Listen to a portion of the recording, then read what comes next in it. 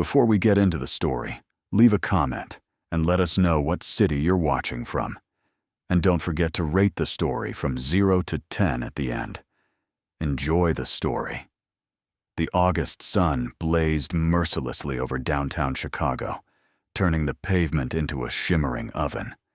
Madison Cole stood on the curb outside Fletcher's Market, arms straining under the weight of 4 overstuffed grocery bags. Her ancient sedan had chosen this precise moment, naturally, to refuse to start, leaving her stranded 3 blocks from her apartment with what felt like half the store's inventory. Sweat trickled down her temple as she juggled the bags, trying to free one hand to check her phone. The paper handles bit into her palms, and she could feel a tomato slowly crushing itself against a carton of eggs. Perfect. Just perfect. This was exactly how her day had been going since she'd spilled coffee on her laptop that morning, received a rejection email from the gallery she'd been courting for months, and discovered her landlord had raised the rent. Again. A delivery scooter pulled up to the curb, and Madison's eyes locked onto the rider before her brain could fully process what she was seeing. Tall, probably 6'2", wearing a plain black t-shirt and dark jeans. The helmet obscured most of his face, but she could see strong jawline and what looked like expensive sunglasses. Her desperation overrode any sense of propriety. "Excuse me," she called out, shifting the bags awkwardly. "I know this is completely random, but my car died, and I'm drowning in groceries here. Would you mind helping me carry these to my building? It's just 3 blocks. "I can pay you $20. The man paused, one foot still on the scooter. He seemed to be considering her offer, head tilted slightly. Madison held her breath. "Please don't let him think I'm some kind of lunatic. I'm not usually this forward," she added quickly. "But one of these bags has ice cream, and at this rate, it'll be soup before I make it home." The man pulled off his helmet, and Madison's breath caught. He was striking in that casual, understated way that suggested he had no idea how good-looking he was. Dark hair slightly mussed from the helmet, gray eyes that seemed to assess her with quiet amusement, and a faint smile playing at the corners of his mouth. "Sure," he said simply, his voice deeper than she expected. "No payment necessary." Madison blinked. Really, she couldn't hide the relief in her voice. "You're a lifesaver." He dismounted smoothly and reached for the 2 heaviest bags without asking which ones to take. His hands were strong, capable, but Madison noticed they weren't the rough, calloused hands she might have expected from someone doing delivery work. In fact, now that she looked more closely, there was something off about the whole picture. No company logo on the scooter, no insulated delivery bag, and those sunglasses she'd glimpsed were definitely designer. But her arms were screaming, and the ice cream was melting. She wasn't about to interrogate her good Samaritan. "I'm Madison, by the way," she offered as they started walking. The man glanced at her, that subtle smile still there. "Carter. Nice to meet you. Madison who bribes strangers with $20. She laughed despite herself. "Hey, desperate times call for desperate measures." Besides, $20 for 3 blocks is a pretty good deal in this economy. Is it? Carter's tone was light, teasing. "I wouldn't know. I usually work for free." Madison shot him a sideways glance. "That's a terrible business model." He chuckled, a low, warm sound. "I'll keep that in mind." They walked in companionable silence for half a block, Madison stealing glances at her unexpected helper. Everything about him seemed quietly expensive. The way he moved, fluid and confident. The watch on his wrist that caught the sunlight, simple but clearly not from a department store. Even his scooter, now that she thought about it, looked too sleek, too pristine to be a working vehicle. "So," Carter ventured after a moment, "do you always shop like you're preparing for the apocalypse, or is today special?" Madison groaned. "Today's special in the worst possible way." My car broke down. I got rejected by an art gallery. My rent just went up. And this morning, I killed my laptop with French roast. Hence the stress shopping. I bought ingredients for comfort food I don't have time to cook. Carter's expression shifted, something like understanding flickering in those gray eyes. Sounds like you earned the ice cream at least. What kind? Salted caramel brownie. Madison sighed. Though at this point, it's probably salted caramel soup. We're almost there. He adjusted his grip on the bags. It'll survive. There was something calming about his presence, Madison realized. Most strangers would have asked a dozen questions by now, or worse, offered unsolicited advice about her problems. But Carter simply walked beside her, carrying half her burden literally, and somehow making the oppressive August heat feel a little less suffocating. They turned onto Madison Street, a tree-lined block of old brownstones that had somehow survived gentrification by sheer architectural stubbornness. Her building was the third from the corner, its brick facade weathered but dignified. That one, she pointed.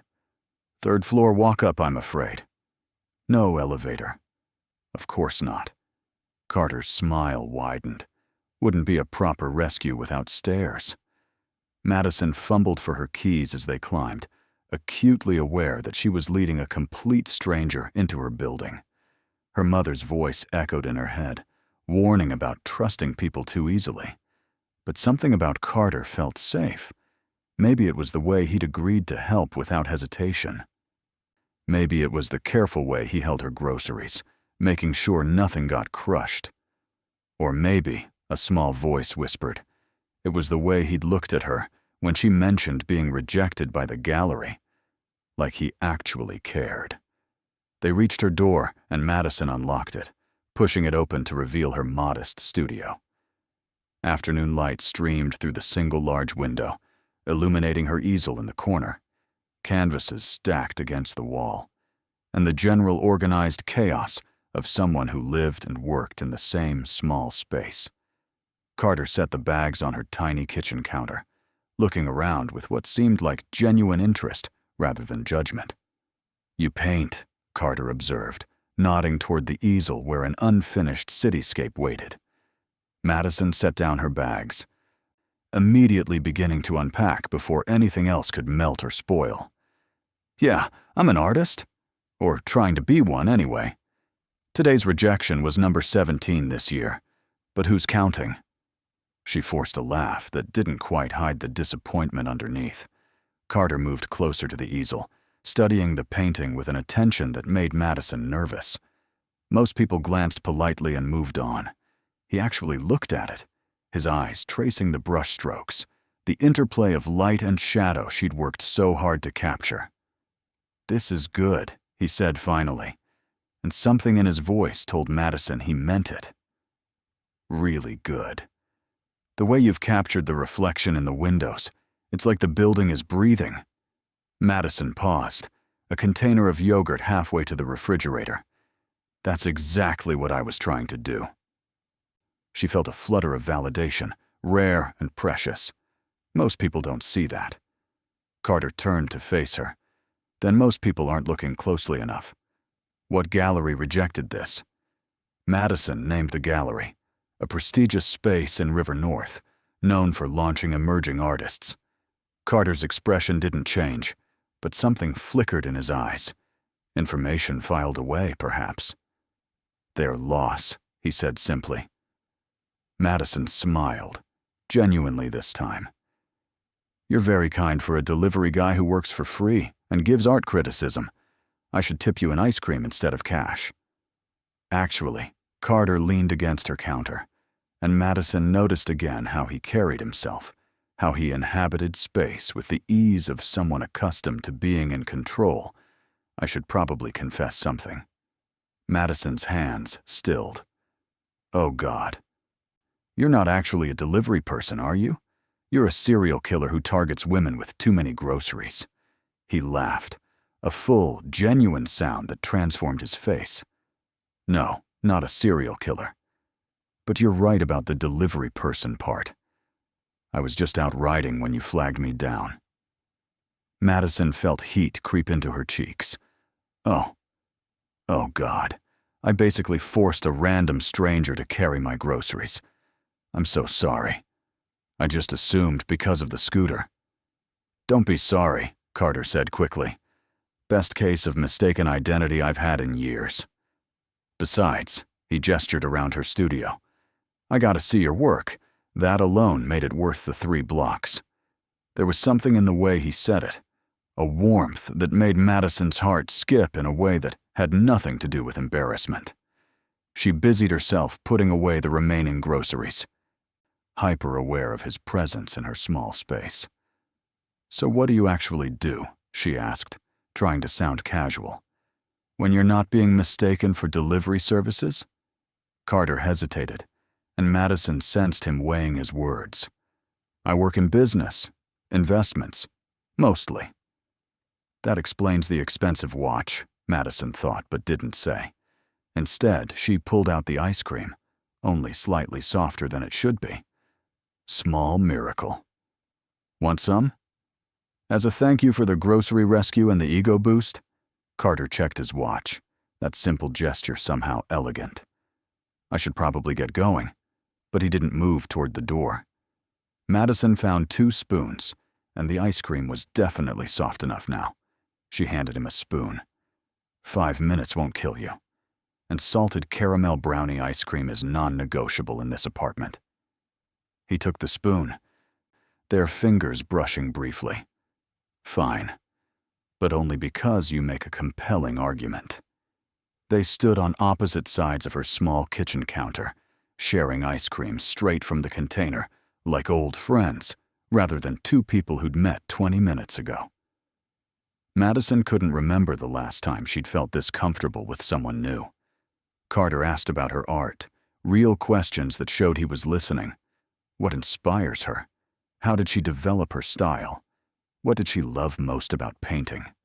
She found herself telling him things she rarely shared, the way art felt like breathing, necessary and natural. How she'd moved to Chicago 3 years ago with nothing but student loans and a portfolio, determined to make it work. How some days, like today, she wondered if she was delusional. You're not delucate, Carter said firmly. You're persistent. There's a difference. Delusional people don't create work this good. They don't keep submitting after 17 rejections. They give up. Madison felt something crack open in her chest, some tight knot of doubt loosening slightly. How do you know I won't give up at 18? Because he met her eyes, and Madison felt the full force of his attention, a spotlight warm and focused. You invited a stranger to share your emergency ice cream and talk about your dreams. That's not what giving up looks like. They held each other's gaze for a long moment, something unspoken passing between them. Madison broke first, looking down at the nearly empty ice cream container. Well, this got deep fast. Sorry. I don't usually trauma dump on my grocery carriers. Carter smiled. I don't usually carry groceries for beautiful artists. So we're both out of our comfort zones. The compliment, delivered so casually, hit Madison harder than it should have. She felt her cheeks warm again and tried to cover it with humor. Smooth line. Do you use that on all the women who mistake you for service workers? Only the ones with good taste in ice cream, he countered. His phone buzzed, and he glanced at it, his expression shifting almost imperceptibly. I really do need to go. Meeting I can't miss. Madison nodded, suddenly not wanting him to leave but unable to think of a reason to make him stay. Of course. Thank you again. For everything. Carter moved toward the door, then paused with his hand on the knob. Madison. She looked up. That gallery that rejected you, don't let it define your worth. Your work deserves to be seen. Before Madison could respond, before she could ask what made him so certain, he was gone. The door clicked shut softly behind him, and Madison stood alone in her studio. 2 spoons and an empty ice cream container on the counter, wondering what had just happened. Outside her window, she heard a scooter engine start, then fade into the distance. Madison walked to her easel, looking at her painting with fresh eyes. Carter's words echoed in her mind. 3 days passed, and Madison couldn't stop thinking about the mysterious stranger who'd carried her groceries. She told herself it was ridiculous, a chance encounter with someone she'd never see again. But Carter's words about her art kept replaying in her mind, a quiet encouragement that somehow felt more genuine than all the formulaic rejection emails combined. She was working late Friday evening, brush in hand, when her phone rang. Unknown number. Madison almost let it go to voicemail, but something made her answer. "Hello, is this Madison Cole?" The voice was professional, female, unfamiliar. "Yes? This is Rebecca Martinez, from the Northlight Gallery." Madison's heart stuttered. Northlight was one of the most prestigious galleries in Chicago, known for discovering major talent. She'd never even submitted work there, convinced she wasn't ready for that league yet. "I'm calling because we'd like to schedule a viewing of your portfolio. Would you be available next Tuesday at 2? Madison nearly dropped her brush. "I'm sorry, what? How did you?" "We were referred to your work by someone whose judgment we trust, implicitly," Rebecca continued smoothly. "He showed us images of your cityscape series, and we're very interested." "He?" Madison's mind raced. The only person who'd seen her recent work was Carter. But how would a guy on a scooter have connections to Northlight Gallery? Unless… Oh God. "Who referred me?" she asked, her voice smaller than she intended. "I'm not at liberty to say," Rebecca replied, "but he spoke very highly of your talent." "Are you available Tuesday?" "Yes," Madison managed. "Absolutely. I'll be there." "Wonderful. I'll send you an email with the details. We're looking forward to meeting you, Madison." The call ended, and Madison stood frozen in her studio, phone clutched in her hand, a dozen questions rioting through her mind. Who was Carter really? What kind of business investments gave someone that kind of pull in the art world? And why would he do this for her? She wanted to thank him, but she had no way to contact him. No phone number, no last name, just a first name, and the memory of gray eyes that seemed to see more than she'd shown. Tuesday arrived too quickly, and not quickly enough. Madison dressed carefully, professional, but artistic, and took the train to Northlight Gallery. The building itself was intimidating, all glassed and steel and minimalist elegance. Inside, Rebecca Martinez greeted her warmly, a woman in her 40s, with sharp eyes and an even sharper black suit. "Madison Cole, such a pleasure. Please, come in." The viewing went better than Madison's wildest dreams. Rebecca loved her work, understood her vision, asked insightful questions about technique and inspiration. By the end of the hour, she was discussing a group show in October, a chance for Madison to display 4 pieces alongside other emerging artists. "It's not a solo show," Rebecca clarified, "but it's an excellent opportunity. We've launched several major careers through our Emerging Artists series." Madison could barely breathe. "I don't know what to say. Thank you seems completely inadequate." "Thank your benefactor," Rebecca said with a knowing smile. "Though he made me promise not to reveal his identity. Said you'd figure it out eventually." Madison left the gallery walking on air, her mind spinning. She needed to find Carter, needed to understand what this meant. But Chicago was a city of millions, and she had nothing but a first name and a scooter. Then, as if the universe had been listening, she saw him. Friday evening, exactly 1 week after their first meeting, Madison was crossing Michigan Avenue when she spotted a familiar figure. Carter stood outside a towering office building, talking on his phone. Dressed in a perfectly tailored charcoal suit that probably cost more than her rent. He looked every inch the powerful businessman, completely different from the casual stranger who'd carried her groceries. Madison's feet carried her forward before her brain caught up. "Carter." He turned, and his expression cycled through surprise, pleasure, and something that might have been apprehension. "Madison." His voice was warm but cautious. "How are you?" "How am I?" Madison stopped a few feet away, arms crossed. "I'm confused, actually. I got a very interesting phone call this week from Northlight Gallery." Carter had the grace to look slightly sheepish. "Did you?" "Congratulations." "Don't play dumb," Madison said, though she couldn't quite keep the smile from her voice. "You know exactly why they called. You showed them my work, didn't you?"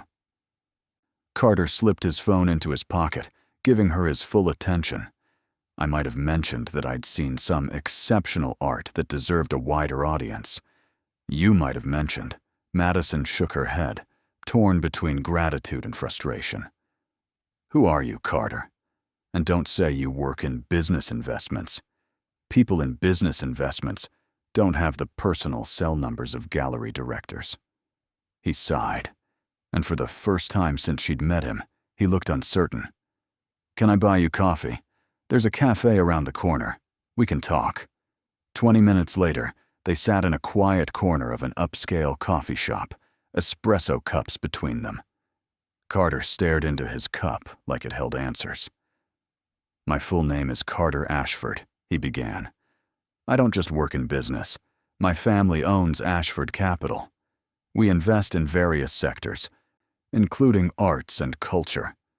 Madison's eyes widened. Ashford Capital was massive, a name even she recognized from financial news. "You're that Ashford?" Carter nodded, looking distinctly uncomfortable. "I didn't lie to you. I just didn't mention the specifics." "Why?" Madison asked. "Why not tell me?" He met her eyes. "Because when you flagged me down on that street, you saw me as just a person. Not a name, not a fortune, not an opportunity. Just someone who could help carry groceries.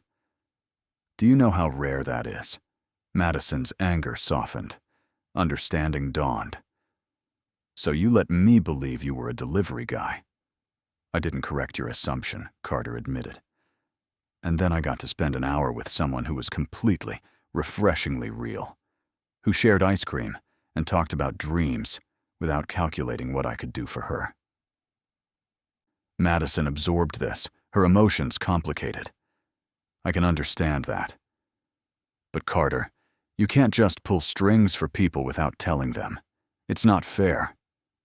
"I didn't pull strings," Carter said firmly, leaning forward. "I showed Rebecca your work through legitimate channels. I sent her photos and told her about a talented artist I'd discovered. She made the decision to contact you based on the quality of your art, Madison. Not because of my name. But you wouldn't have shown her if we hadn't met," Madison pointed out. "If I hadn't mistaken you for a delivery person." Carter's lips curved into that small smile she was coming to recognize. "True. But I'd argue that was fate, not manipulation." Madison wanted to stay angry, to hold on to her indignation. But sitting across from him, seeing the genuine concern in his eyes, she found it impossible. And the anonymity? Making Rebecca promise not to tell me it was you? "Because," Carter said quietly, "I wanted you to have the opportunity without feeling obligated to me. If you knew I'd arranged it, would you have gone to the viewing? Or would you have refused out of pride?" Madison opened her mouth to protest, then closed it. He was right. She absolutely would have refused. "Damn it. You're annoyingly perceptive. It's a skill I've developed over years of business negotiations." He relaxed slightly, sensing her anger ebbing. "Plus, I have 3 sisters. I've learned to anticipate emotional reactions." 3 sisters?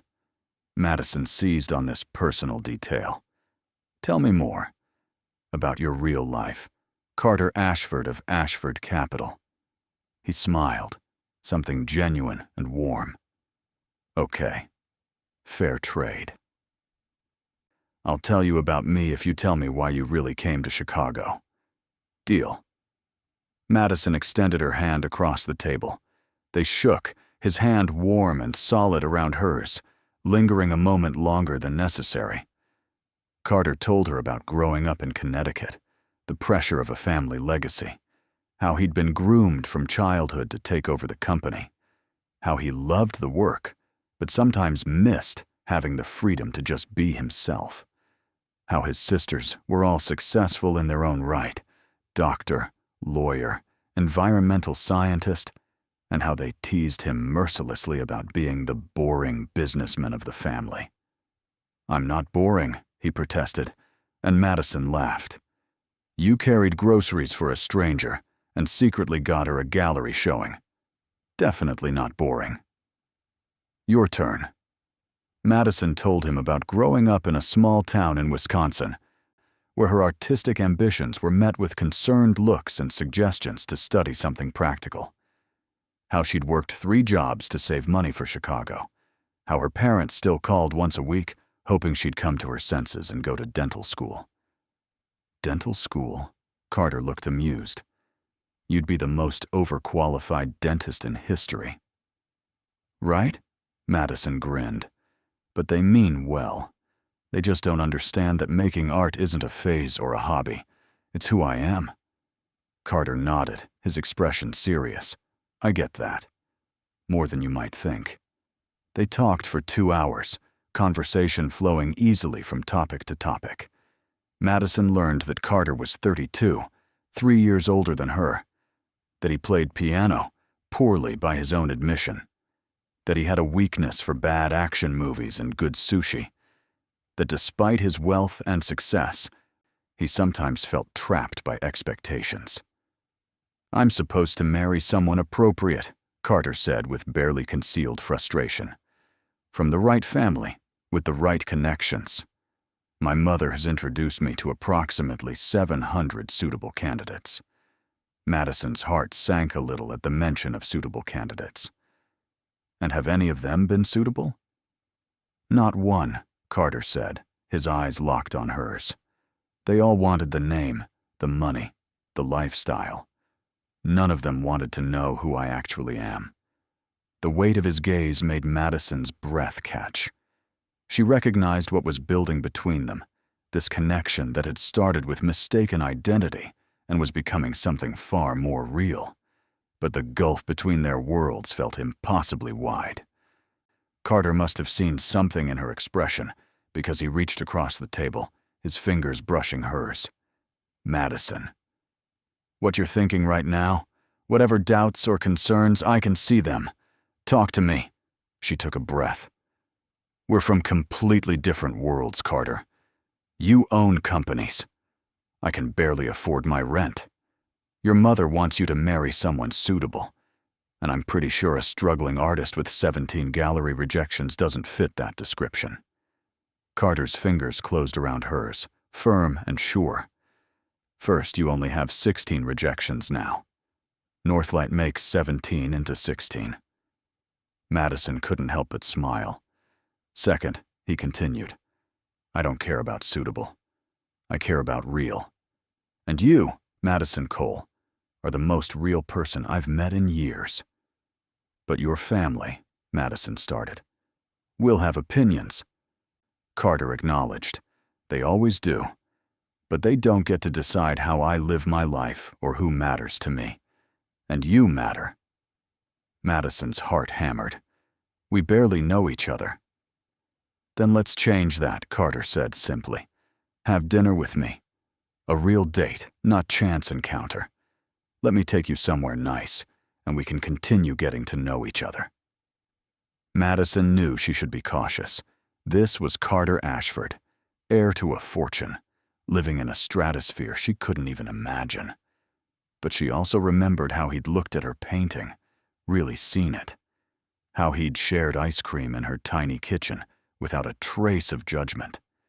How he'd believed in her work enough to risk his reputation by recommending her. Okay, she said softly. One dinner. Carter's face lit up, transforming him from powerful businessman to someone younger, more open. Saturday night. I'll pick you up at 7. Where are you taking me? Madison asked. Somewhere you can wear the fancy dress I suspect you don't own yet, Carter teased. So first we're going shopping. Absolutely not, Madison said firmly. I'm not letting you buy me clothes. Carter raised his hands in surrender. Fair enough. Somewhere you can wear whatever makes you feel beautiful. How about that? Better, Madison agreed, though her stomach fluttered with nerves. What had she just agreed to? As they left the coffee shop, Carter walked her to the train station. At the entrance, he paused, turning to face her.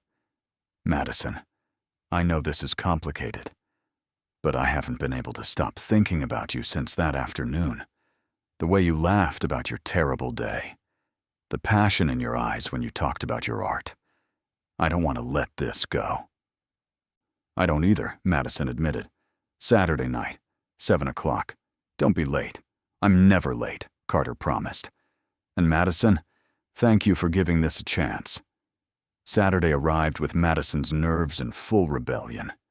She stood in front of her closet, which was decidedly lacking in anything appropriate for a date with a millionaire. Her sister Claire had FaceTimed earlier, screaming with excitement and demanding every detail. You're going out with Carter Ashford? Claire had shrieked. Madison, do you have any idea who he is? The family practically owns half of Connecticut. That's helpful, Claire. Really calming my nerves, Madison had replied sarcastically. Sorry. Claire had composed herself. But seriously, Mads, be yourself. If he wanted someone impressed by money, he wouldn't have asked you. Now, Madison pulled out a simple navy dress, the nicest thing she owned. It would have to do. She kept her makeup natural, her hair in loose waves, and slipped on the one pair of heels that didn't make her want to cry after an hour. At precisely 7 o'clock, her buzzer rang. Madison took a deep breath and went downstairs. Carter stood on the sidewalk beside a sleek black car, and Madison's breath caught. He wore dark slacks and a crisp white shirt, jacket slung over his arm, looking effortlessly elegant. When he saw her, his face softened into a smile. You look beautiful. You clean up pretty well yourself, Madison managed, suddenly shy. The restaurant was called Aurelie, a French place in Gold Coast that Madison had only read about in reviews, the kind of place where reservations required months of advance notice. Inside, soft lighting glowed against cream walls, fresh flowers adorned every table, and the quiet murmur of conversation created an intimate atmosphere. Carter had reserved a corner table, private and perfect. As they settled in, Madison felt hyper-aware of everything: the weight of the linen napkin, the crystal stemware, the hovering attentive staff. You okay? Carter asked gently. Honestly, Madison admitted, a little overwhelmed. This is beautiful, but it's not exactly my usual Friday night. What's your usual Friday night? Leftover Thai food, painting until midnight, maybe streaming a documentary about art forgers? Carter grinned.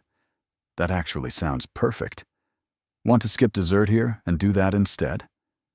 Madison laughed, tension breaking. No, I'm good. Besides, I'm curious what a $15 appetizer tastes like.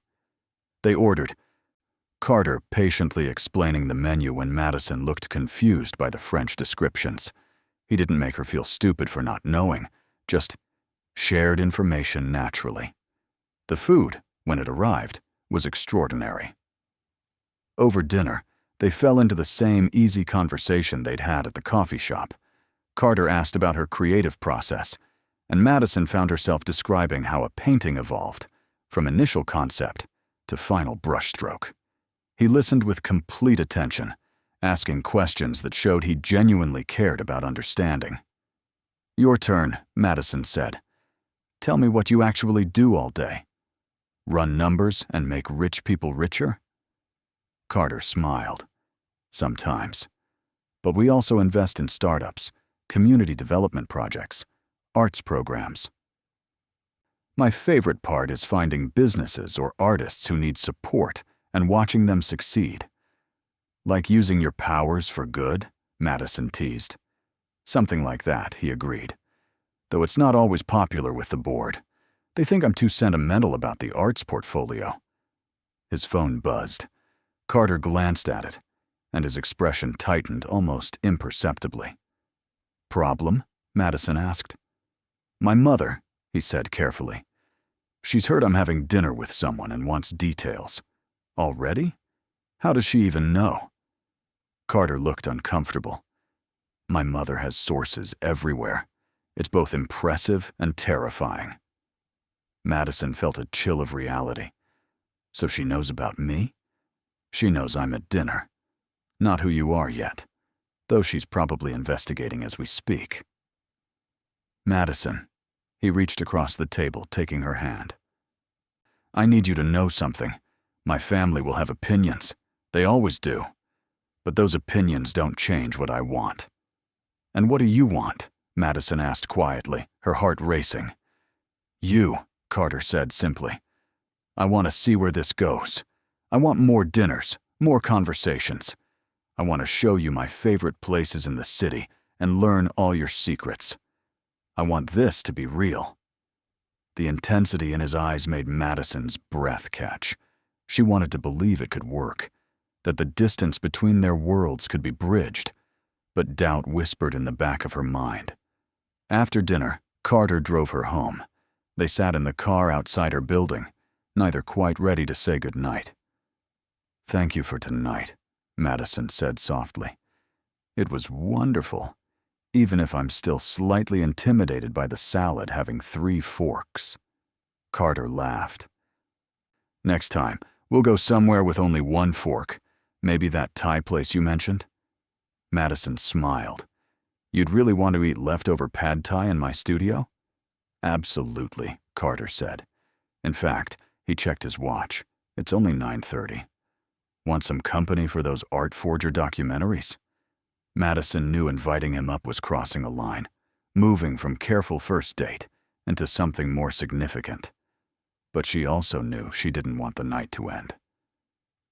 Okay, she said. But I'm warning you, my studio is tiny, and my couch is from a garage sale.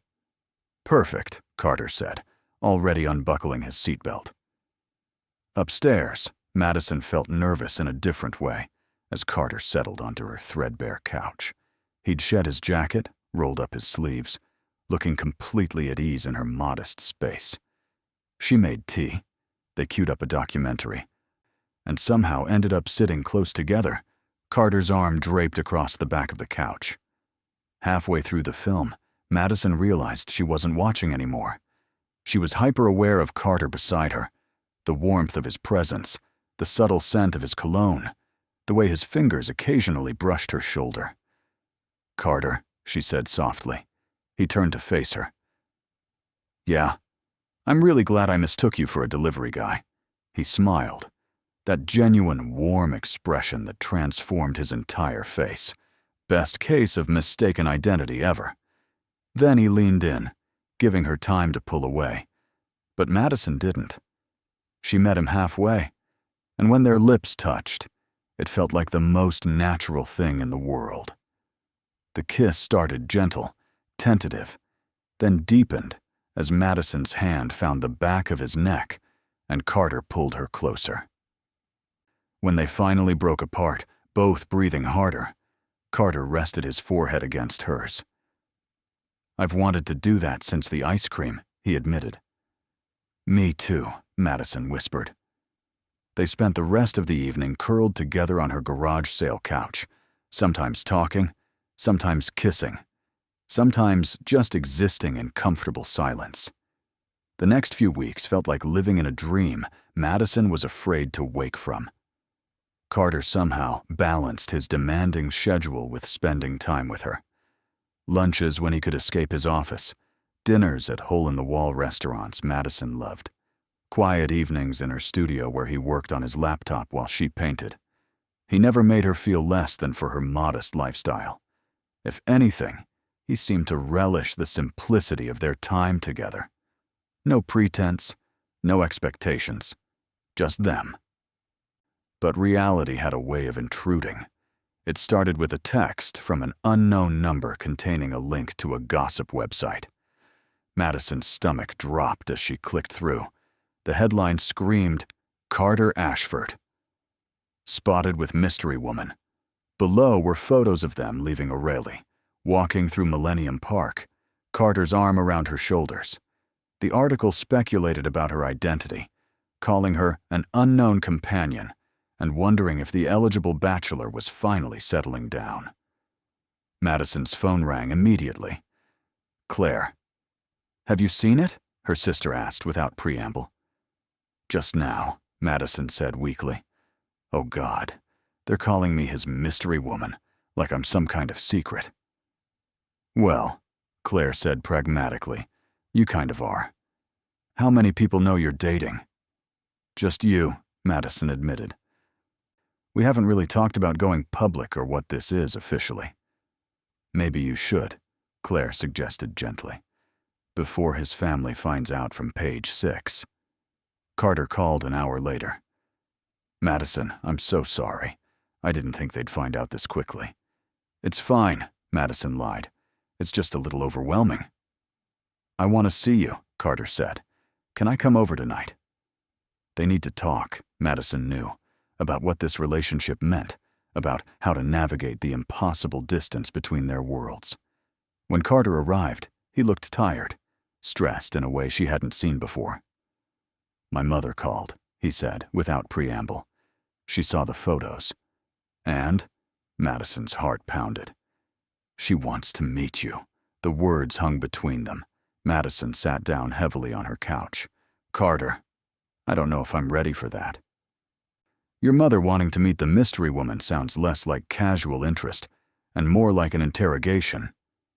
"It might be a little bit of both," Carter admitted, sitting beside her. "But Madison, I'm not hiding you. I don't want this to be a secret. I want my family to know you, to see what I see." "Which is what?" Madison asked quietly. "Someone extraordinary," Carter said firmly. "Someone talented and passionate and real. Someone who makes me want to be honest about who I am, not just what I'm expected to be." Madison felt tears prick her eyes. "That's beautiful. But your mother is expecting someone suitable, remember? Someone from the right family with the right connections. I'm an artist who eats ramen 3 times a week and paints in a studio the size of your bathroom." Carter took her hands, his grip warm and steady. "Then we'll show her that suitable is subjective, that what I need isn't another society connection. It's someone who understands me, who challenges me, who makes me laugh over leftover Thai food and bad documentaries." Madison wanted to believe him, but the doubt wouldn't quite leave. What if she's right, though? What if we're too different?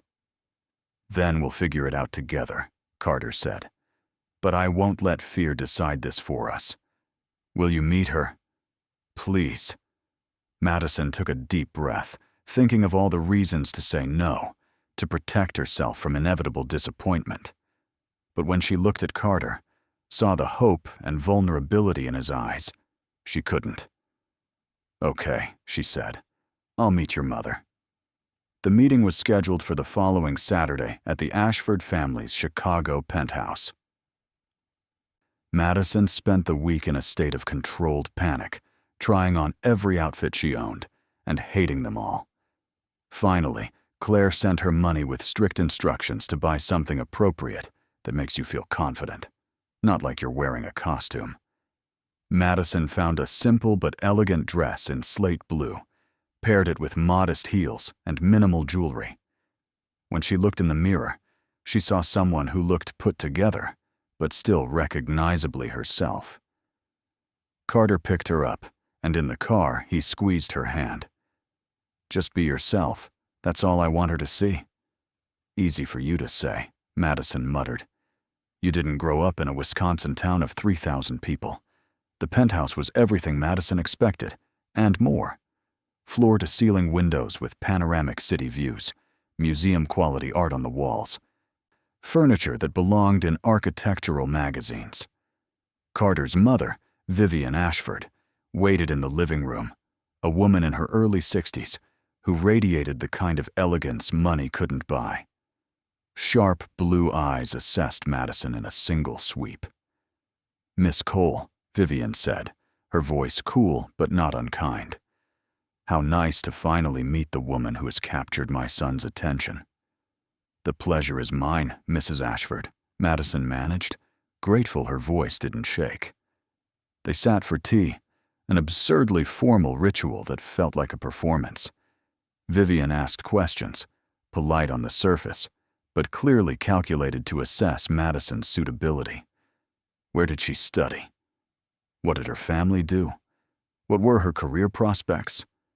Madison answered honestly, refusing to embellish or apologize for her background. She saw Carter tense beside her, ready to intervene. But she subtly shook her head. She could handle this. "You're an artist," Vivian said, making it sound like an affliction. "That must be quite financially challenging." "It has its difficulties," Madison agreed. "But I'm building a career. I have a showing coming up at Northlight Gallery in October." Vivian's eyebrow rose fractionally. "Northlight? That's quite prestigious for someone so early in their career." Madison felt the implication, the unspoken suggestion that Carter had pulled strings. "Actually," Madison said carefully, "I was referred by someone who believed in my work. The gallery director made the decision based on the quality of my portfolio, not on connections, which is how it should be in the art world.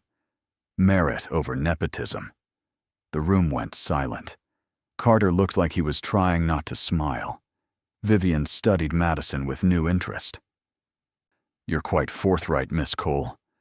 "I appreciate that," Madison replied. "Life's too short for anything else, don't you think?" The faintest smile touched Vivian's lips. "Perhaps you're right." The tea continued, and while Vivian didn't become warm exactly, the ice thawed incrementally. She asked about Madison's artistic influences and seemed genuinely interested in the answers. When Madison mentioned growing up in Wisconsin, Vivian surprised her by sharing that she'd grown up in rural Vermont. "Before I married Carter's father, I wasn't from money either," Vivian said. "I was a high school English teacher from a town smaller than yours." Madison blinked. "Really?" Vivian's expression softened microscopically. "Really? So I understand more than you might think about navigating worlds that don't quite fit.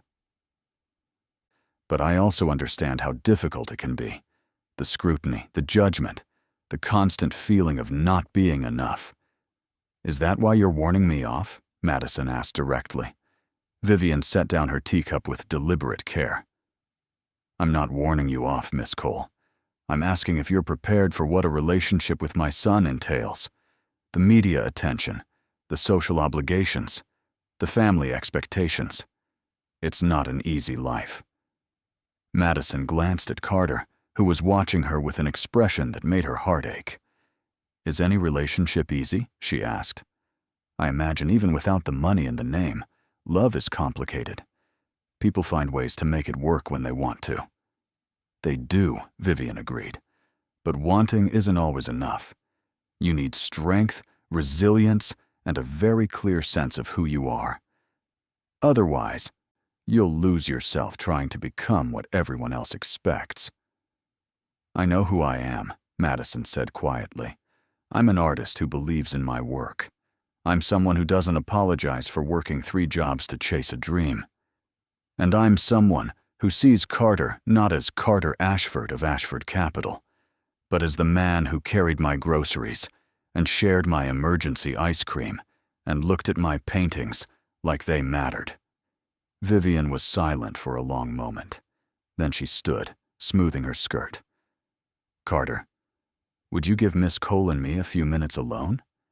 Carter looked torn, but Madison nodded. "It's okay."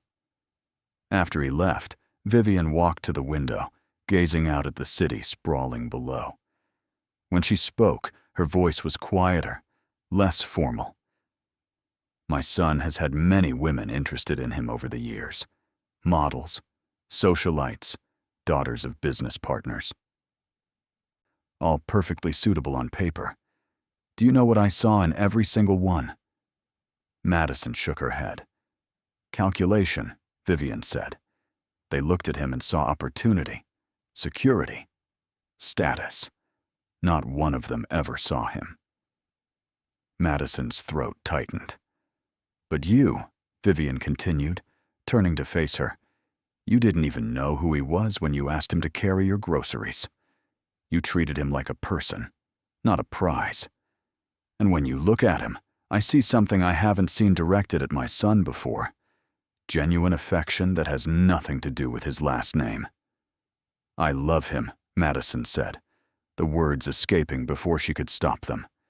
It surprised her how easily they came, how true they felt. I didn't plan to. I tried to convince myself it was too complicated. But I do. I love who he is when we're eating takeout in my tiny studio. I love how he listens when I talk about art. I love that he's brilliant and successful, but never makes me feel small for having less. Vivian's expression shifted, something warming in those sharp blue eyes. That's what I needed to hear. Not pretty words about suitable marriages or strategic alliances. Just honesty. She returned to her seat.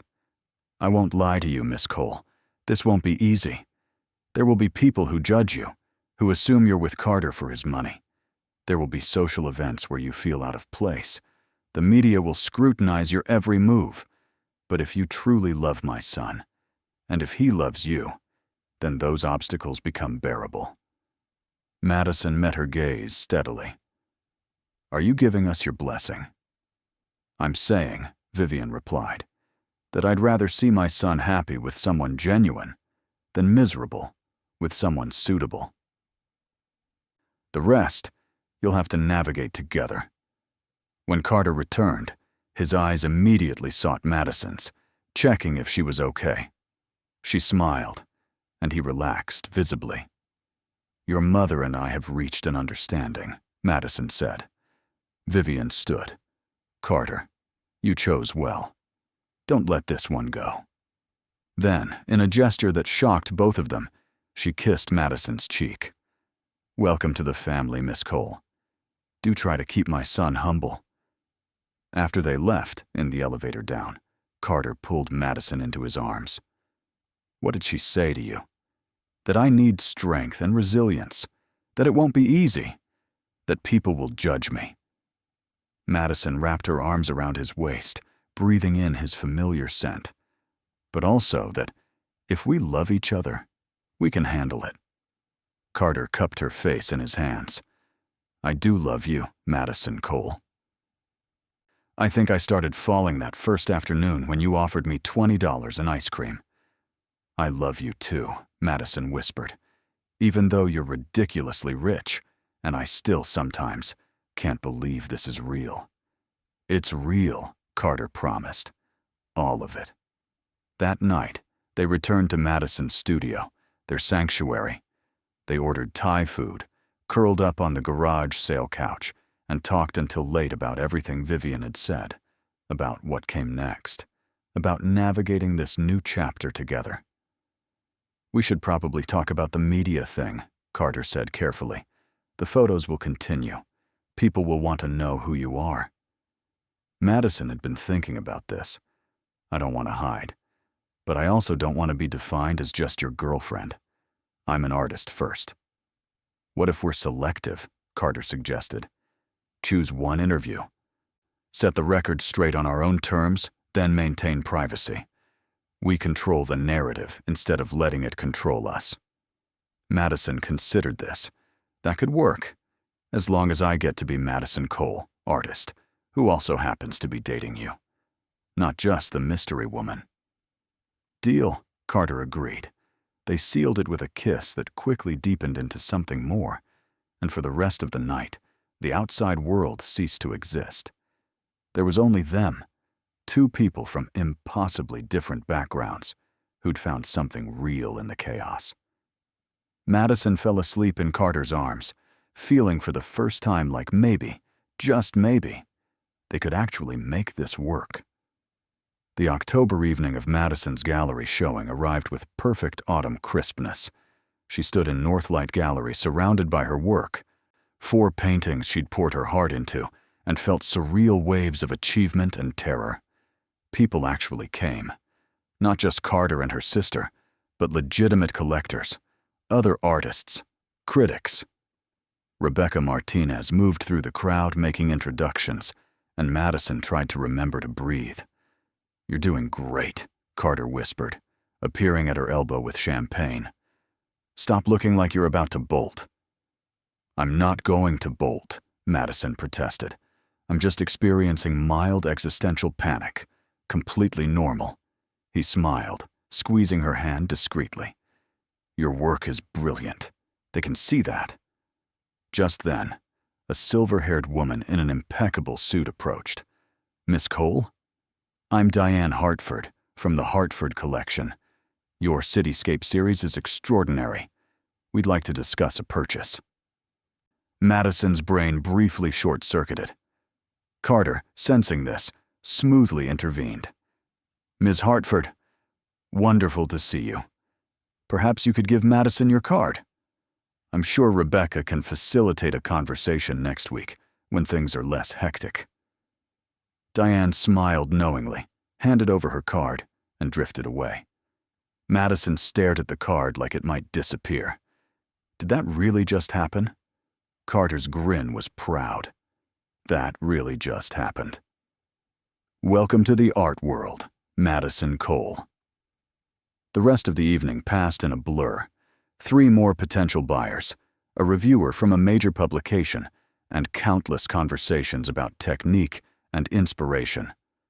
When the crowd finally thinned, Madison found herself standing before her largest painting, the one that had started everything, the cityscape Carter had first seen in her studio. It looked different here, professional lighting making the colors glow, the official gallery setting lending it legitimacy she'd never quite believed it deserved. "You changed my life," Carter said quietly, coming to stand beside her. Madison turned to him, surprised. "I think it's the other way around. You got me this showing." "No," Carter shook his head. "You changed how I see the world. Before I met you, everything was transactions and obligations. You reminded me that there's beauty and passion and authenticity. You made me want more than just suitable." Madison felt tears prick her eyes. She'd spent so much energy worrying about whether she fit into his world that she hadn't realized how much he'd grown to fit into hers. "I love you," she said, not caring who might overhear. Carter's face softened. "I love you too." Rebecca approached, beaming. "Madison, phenomenal night. We've had serious interest in all 4 pieces, and there's talk of a solo show next spring. Are you interested?" Madison's heart soared. "Absolutely." "Wonderful. We'll schedule a meeting next week to discuss details." Rebecca moved on, and Madison turned to Carter, laughing with pure joy. "Did she just say solo show?" "She absolutely did," Carter confirmed. "I told you, your work deserves to be seen." They celebrated that night at Madison's favorite dive bar, just the 2 of them. Cheap beer and greasy appetizers, far from the champagne and gallery elegance. "This is perfect," Madison said, stealing one of Carter's fries. Art world success, followed by the finest chicken wings in Chicago. "Balance," Carter agreed, kissing her temple. "Always balance." The next morning, Madison's phone exploded with messages. The review had posted online overnight, glowing praise for her technical skill and emotional depth. 3 different collectors had contacted Rebecca about purchases. Her inbox overflowed with congratulations. She lay in bed, Carter still asleep beside her, and let herself feel it. Pride, accomplishment, the validation she'd chased for years. But more than that, gratitude for the strange twist of fate that had brought her here. All because her car broke down and she'd mistaken a millionaire for a delivery guy. Carter stirred, pulling her closer. "Morning," he mumbled, voice rough with sleep. Madison settled against his chest. "I'm having a solo show." I heard." He pressed a kiss to her hair. "Told you so." "You're annoyingly right sometimes," Madison teased. Carter cracked one eye open. "Only sometimes." She laughed, kissing him properly. Over the following weeks, Madison's life transformed. The paintings sold, 3 of 4 going to serious collectors who promised to loan them for exhibitions. The 4th, the cityscape, Carter quietly purchased himself. "That's mine," he said firmly. "That painting changed my life. It stays with us." Madison didn't argue. She was already working on new pieces for the solo show, her confidence growing with each brushstroke. Carter continued to balance his demanding schedule with being present in her life. He never made her feel like an obligation or distraction. Instead, he seemed to draw energy from their time together, returning to his office refreshed after evenings in her studio. They navigated their first public appearance together at a charity gala in November. Madison wore a borrowed dress, courtesy of Claire's fashion connections, and held Carter's arm as cameras flashed. The media had been curious but mostly respectful after their carefully crafted interview, where Madison made clear she was an artist first, Carter's girlfriend second. Still, the attention was overwhelming. "How do you do this all the time?" Madison whispered as they smiled for the 50th photo. "Practice," Carter murmured back, "and knowing I get to go home with you at the end." Inside the gala, they mingled with Chicago's elite. Some were genuinely kind, interested in Madison's art and career. Others were clearly skeptical, whispered conversations following them across the ballroom. Madison held her head high, remembering Vivian's words about strength and resilience. At one point, a woman dripping in diamonds and condescension cornered Madison by the champagne fountain. "So you're the artist everyone's talking about. Must be quite the fairy tale, landing Carter Ashford." "Actually," Madison replied evenly, "I landed a gallery showing on merit. Carter was a bonus."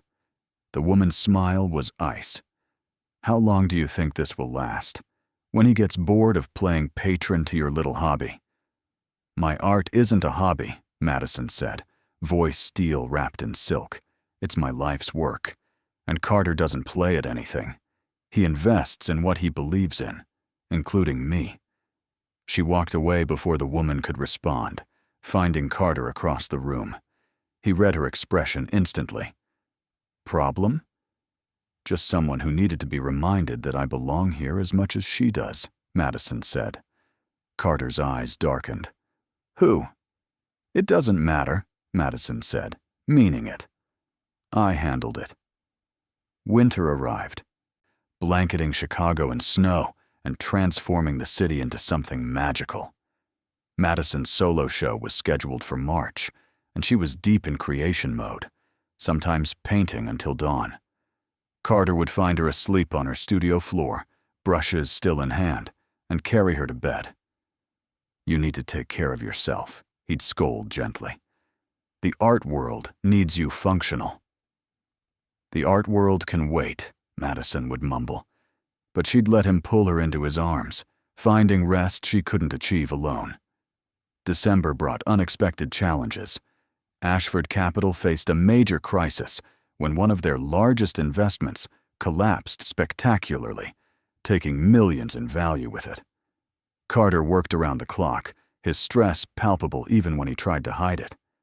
Madison saw less of him that week, just brief texts and one exhausted phone call at 2 in the morning. "I'm sorry," Carter had said, his voice ragged. "I'm drowning here." "Tell me what you need," Madison had replied. "Do you need me there? Space? Coffee delivery?" Just his soft laugh had made her chest ache, just knowing you're there when this is over. "I'll be here," she'd promised. The crisis resolved, barely, but it left Carter shaken in a way Madison hadn't seen before. When he finally appeared at her door 3 days later, he looked hollowed out. Madison pulled him inside without a word, led him to her bed, and simply held him while he slept for 14 hours straight. When he woke, she had soup waiting and no questions. "You didn't have to do this," Carter said, but his eyes were grateful. "That's what love is," Madison replied. "Being there for the hard stuff, not just the champagne and gallery openings." Carter pulled her close, burying his face in her hair. "I don't deserve you." "You absolutely do," Madison said firmly. "You've been my biggest champion. Let me return the favor." They spent the rest of the day in her studio, Carter on the couch with his laptop handling gentler work, Madison at her easel. The quiet companionship felt more intimate than grand gestures, more real than any gala. That's when Madison knew with absolute certainty that this was forever. Christmas came, and Madison spent it torn between Wisconsin and Chicago. Carter had invited her to Connecticut to meet his extended family, but she'd already promised her parents she'd come home. In the end, they compromised. Madison spent Christmas Eve through Christmas with her family, then drove to Connecticut on the 26th. Her mother had been cautiously supportive when Madison had told her about Carter. "I just want you to be happy, honey, but don't lose yourself trying to fit into his world." "I won't, Mom," Madison had promised. "He doesn't want me to change. He wants me exactly as I am." Meeting Carter's extended family was as intimidating as she'd feared. Aunts and uncles and cousins, all polished and accomplished, gathering in the massive Ashford estate. But Carter never left her side, his hand a constant reassurance at the small of her back.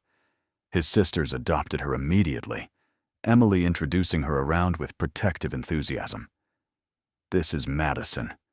She's brilliant. And Dad, her art is extraordinary. You should see the cityscape Carter bought." Carter's father, Richard Ashford, was harder to read. Stern and imposing. He watched Madison with assessing eyes throughout dinner, but later he pulled her aside into his study, a wood-paneled room that smelled of old books and leather. "Miss Cole, my son tells me you're an artist." "Yes, sir," Madison replied, keeping her voice steady. "I have a solo show scheduled for March at Northlight Gallery." He nodded, moving to a painting on the wall. "Do you know this piece?" Madison's breath caught. It was a minor Monet, beautiful and clearly authentic. "I do. It's lovely." "My late wife's favorite," Richard said, his voice softening almost imperceptibly. She believed art was the soul made visible, that artists had a responsibility to show truth, not just beauty. Madison felt her nervousness ease slightly. "I agree. Art should make people feel something, should challenge them to see differently." Richard turned to face her fully. "My son has been many things, successful, driven, dutiful. But I haven't seen him happy until you. That matters more than pedigree or connections. Don't let anyone make you feel less than for choosing passion over practicality." The unexpected blessing made Madison's eyes burn. "Thank you, sir. That means more than you know."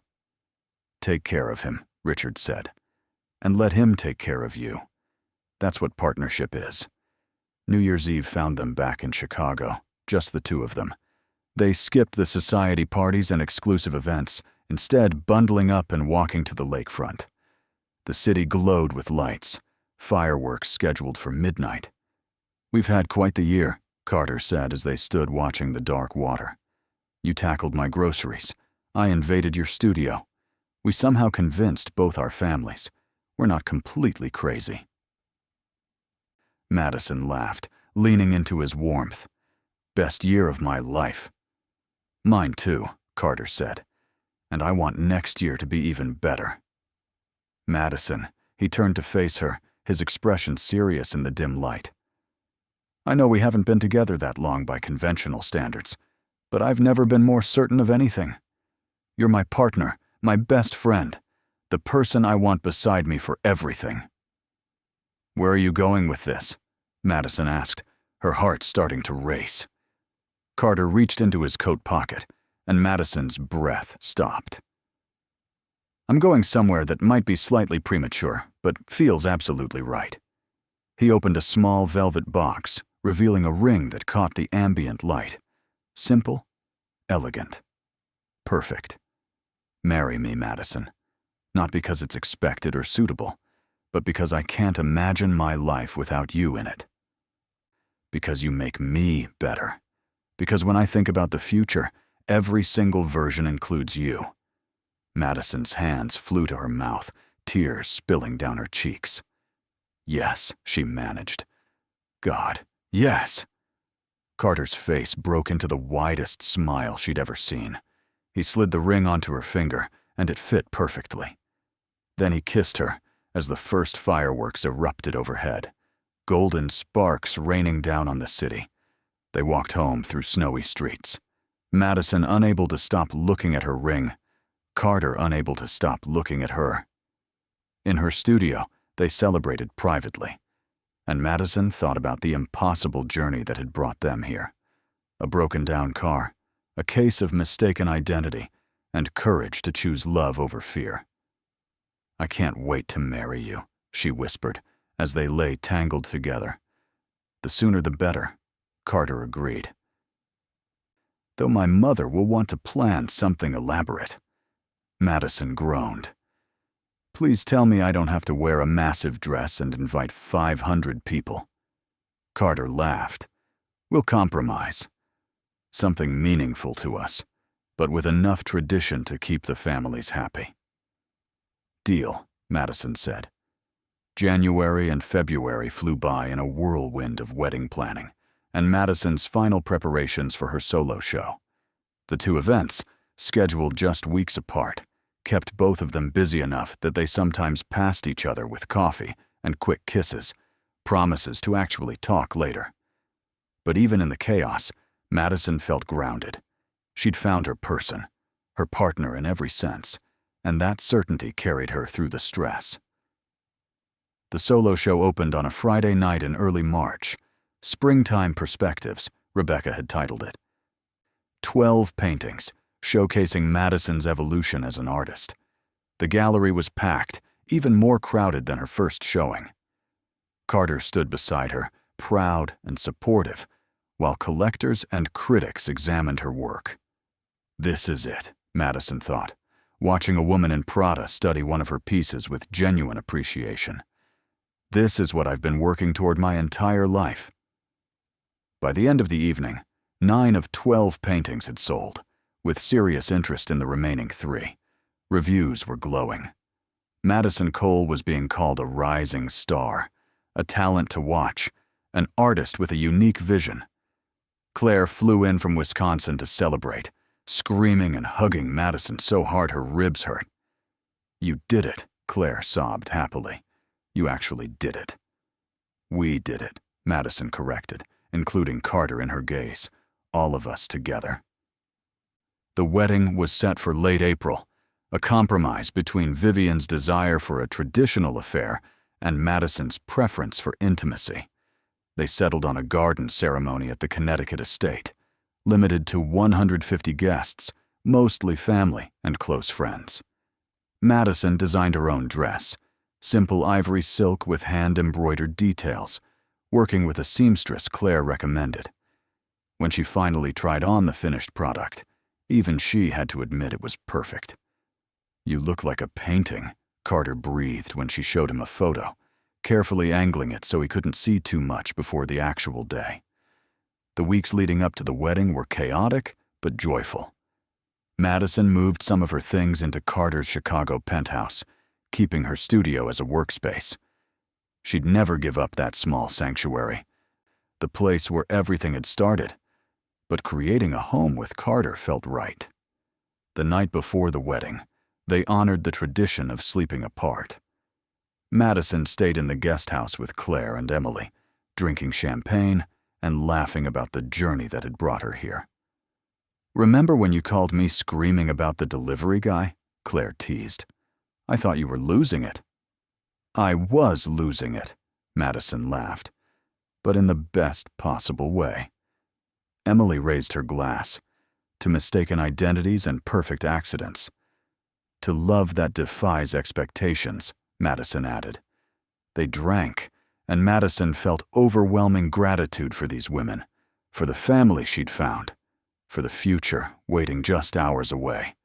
The wedding day dawned clear and beautiful. April sunshine warming the gardens, where rows of white chairs faced an arbor covered in climbing roses.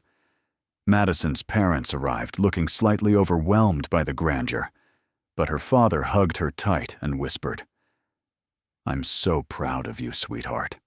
Not for marrying rich, but for staying exactly who you are."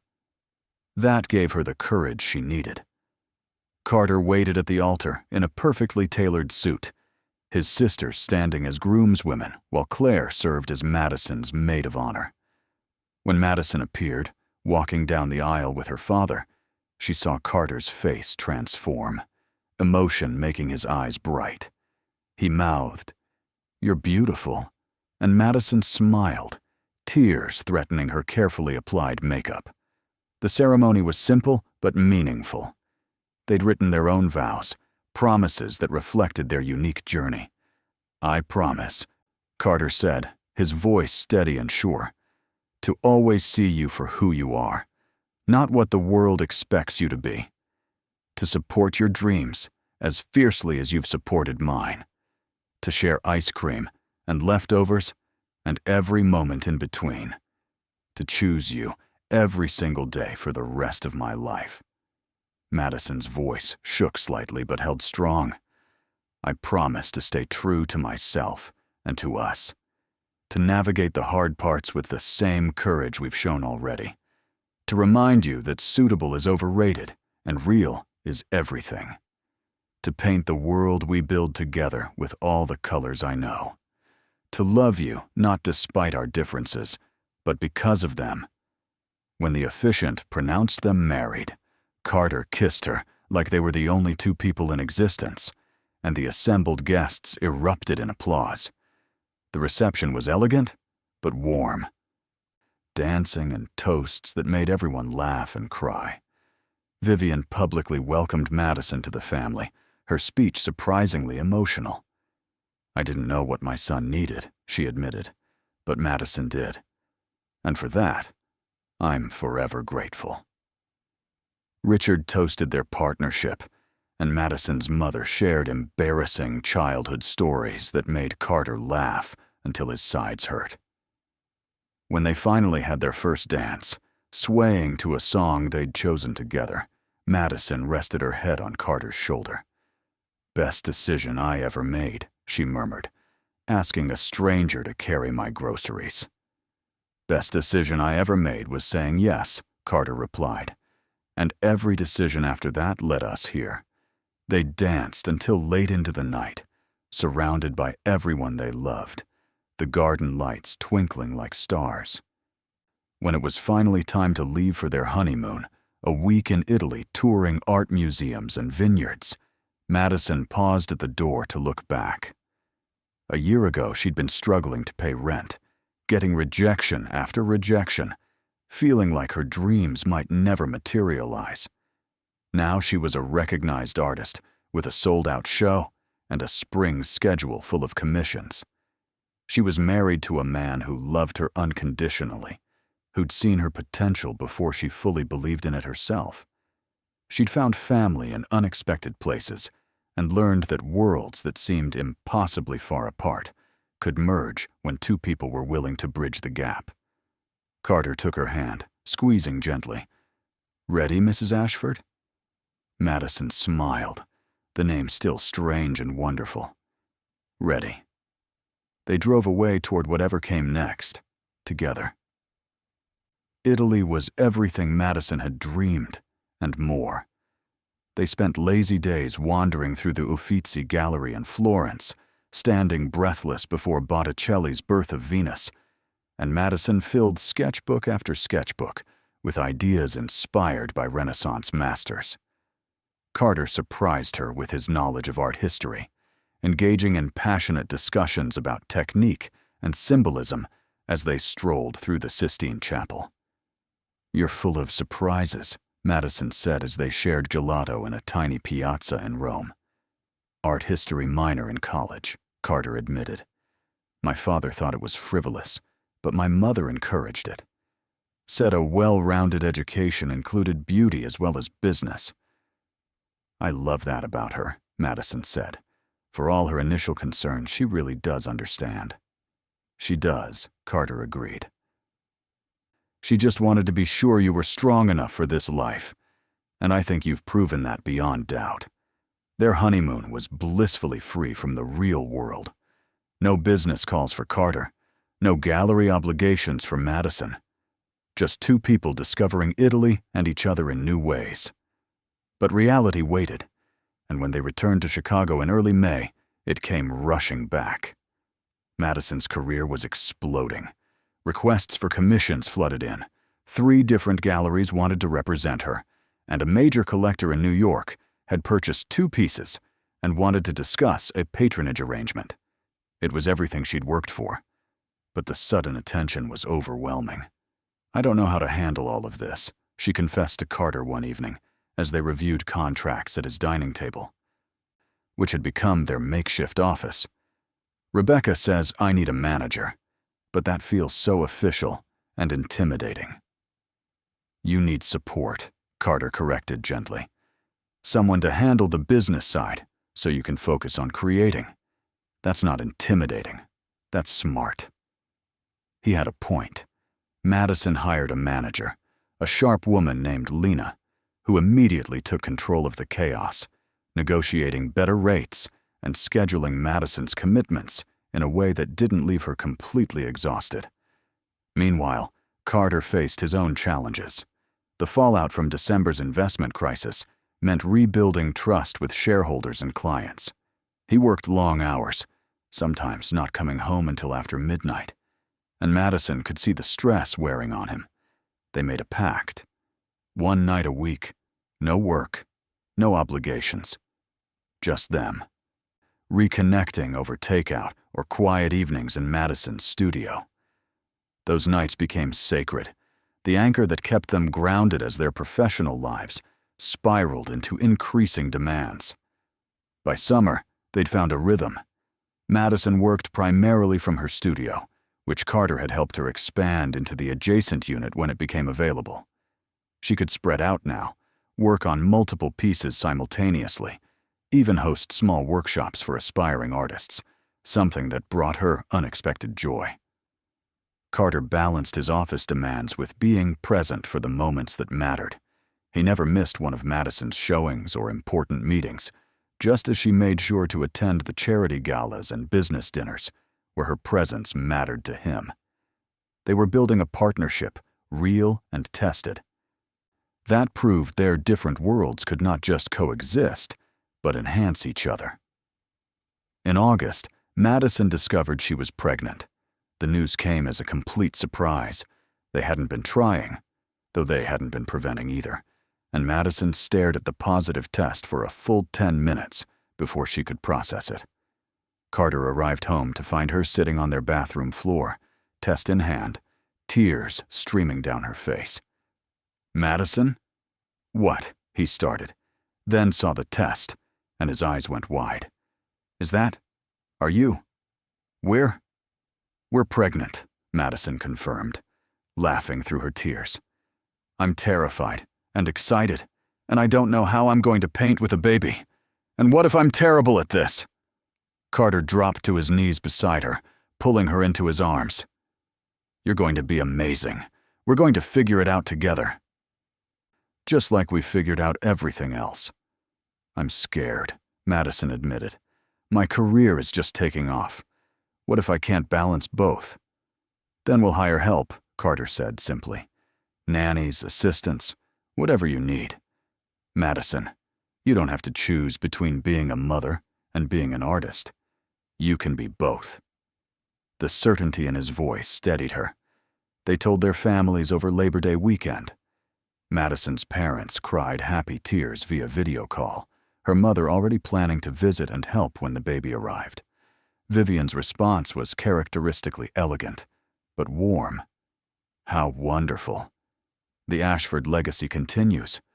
But more importantly, she'd added with a soft smile at Madison, "You two will be excellent parents." Emily screamed and immediately started planning the most elaborate baby shower Madison had ever heard of. Carter's sisters created a group chat specifically for baby advice and proceeded to overwhelm Madison with links to articles and products. The pregnancy progressed smoothly. Madison painted through her morning sickness, claiming it actually helped distract her. She documented her changing body in a series of self-portraits, raw and intimate, that Lena suggested might make a powerful exhibition someday. Carter was attentive to the point of being slightly overbearing, monitoring her diet and sleep and stress levels until Madison had to sit him down. "I love you," she said firmly. "But if you ask me one more time if I'm drinking enough water, I'm going to scream." "You need to stay hydrated," Carter protested, then caught her expression and laughed. "Okay, I'll back off." A little, winter arrived again, and with it, Madison's second solo show, titled Transformations. The collection explored change, growth, and becoming, themes deeply personal given her pregnancy and the whirlwind year she'd experienced. The show opened to critical acclaim. Madison Cole continues to evolve. One review raved, her work growing more assured and emotionally resonant with each piece. She is becoming one of the most important voices in contemporary art. Standing in the gallery, 6 months pregnant and radiant, Madison felt a completeness she'd never imagined possible. She had her art, her career, her family. She had Carter beside her, his hand resting protectively on her growing belly. She had a future that included both the studio and the nursery they were preparing, proving that she didn't have to sacrifice one dream for another. "Thank you," she whispered to Carter as they watched collectors examine her work. "For what?" "Everything. For carrying my groceries that day. For seeing me. For building this life with me." Carter kissed her temple. "Best groceries I ever carried." Their daughter arrived on a snowy February morning, tiny and perfect, with Carter's gray eyes and Madison's determined expression. They named her Vivian Rose, honoring both grandmothers, and from the moment Madison held her, she understood a love she'd never comprehended before. Vivian, barely 6 pounds of fierce personality, changed everything in the best possible ways. Madison's studio time became precious and scheduled, naps and feeding times dictating her workflow.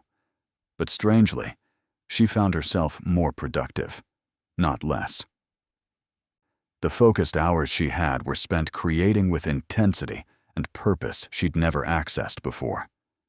Carter took paternity leave, something almost unheard of in his position, but he'd been firm with the board.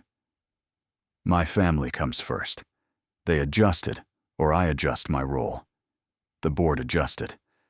Those early weeks were exhausting and beautiful. 3 a.m. feedings where Madison and Carter took turns, both bleary-eyed but marveling at the tiny human they'd created, learning to coordinate schedules so Madison could paint and Carter could work while ensuring Vivian had constant care. They hired a nanny, Maria, a warm woman in her 50s, who'd raised 4 children and had endless patience. Madison had worried about letting someone else care for her daughter, but Maria made it easy, supporting rather than replacing them, giving them space to be both parents and individuals. By spring, they'd found their new rhythm. Madison worked in her studio 3 full days a week, with Maria watching Vivian.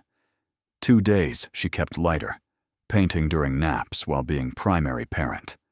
Weekends were family time, all 3 of them, plus extended family who visited constantly. Carter returned to work but maintained strict boundaries. No calls during family dinner. No travel exceeding 3 days without extraordinary circumstances. His presence as a father was as committed as everything else he did, and watching him with their daughter made Madison fall in love with him all over again. Vivian's first birthday arrived with shocking speed. They threw a garden party at the Connecticut estate, intimate by Ashford standards, with only 75 guests.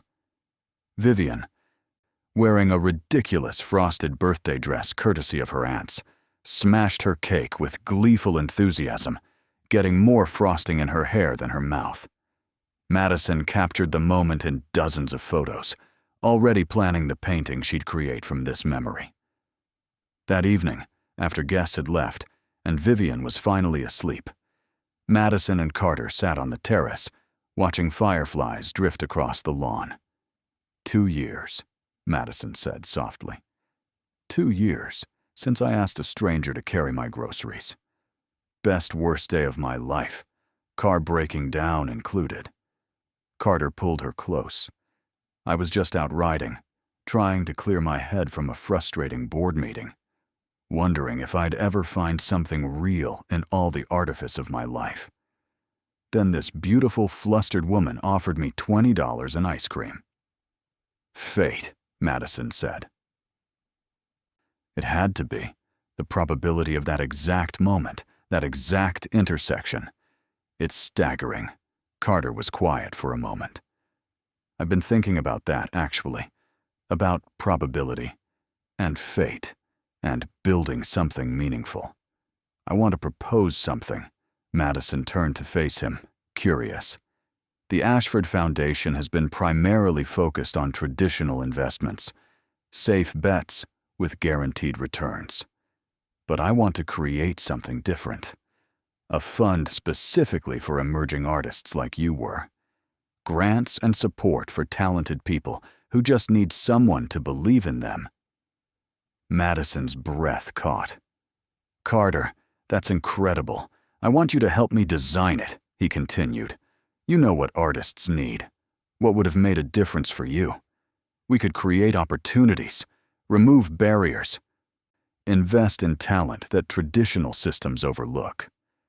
She thought about her 17 rejections, the years of struggle, how one person believing in her had changed everything. Yes, she said firmly, absolutely yes. Let's do it. They launched the Ashford Arts Initiative that fall, a fund dedicated to providing grants, studio space, and mentorship to artists from non-traditional backgrounds. The first round of grants supported 12 artists, and Madison personally mentored 3 of them, paying forward the faith Rebecca and Carter had shown her. The initiative received significant press, positioning the Ashford family as champions of the arts. But for Madison and Carter, it was deeply personal, a way to create the opportunities they wished had existed earlier. Madison's own career continued to flourish.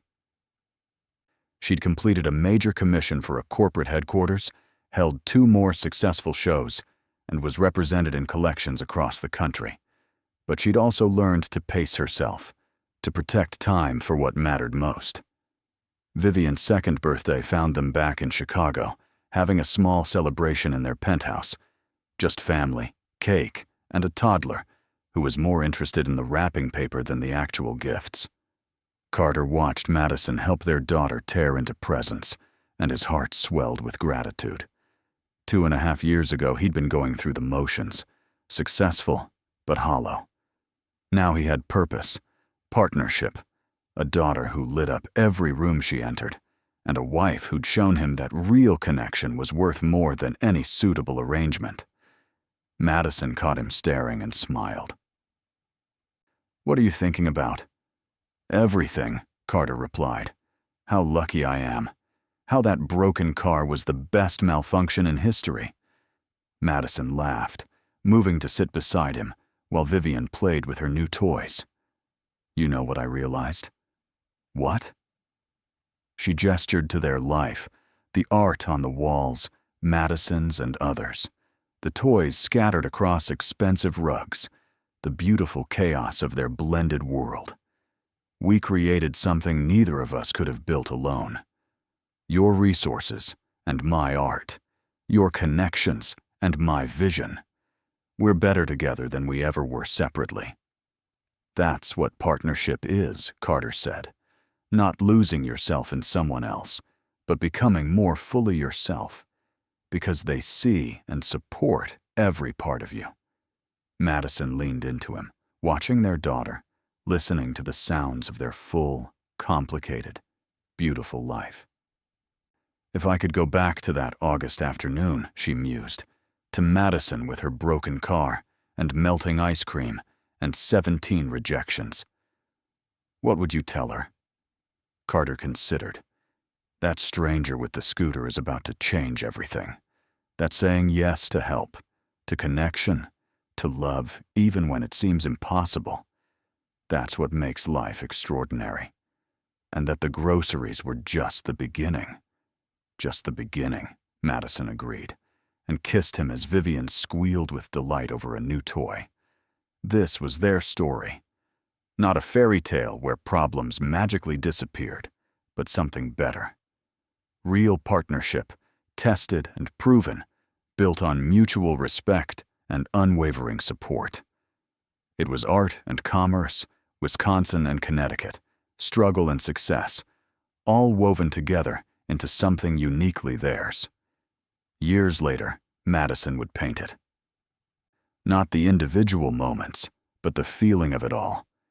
The piece, titled Intersection, would show two paths converging, separate colors blending into something entirely new. It would hang in their home, a reminder that the best things in life often begin with unexpected encounters and the courage to say yes. What did you think of their story? Share your thoughts in the comments. On a scale from 0 to 10, what's your rating? Subscribe to the channel and turn on notifications to follow all our stories, and check out more emotional stories by clicking on the end screen.